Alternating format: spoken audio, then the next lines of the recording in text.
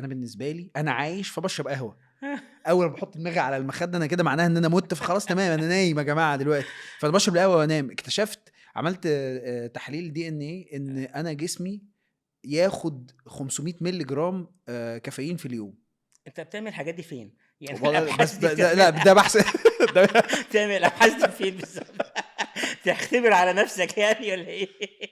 يعني كل شويه انا عملت بحث، انت خدت انا بالك ان عملت انا بحث، خدت بالك ايه ان انا الابحاث دي؟ بروي بروي بطخ اديله ادي، انا هو حد عايز هيراجع افهم ورايا؟ بقى. ما عليا انا، هو حد؟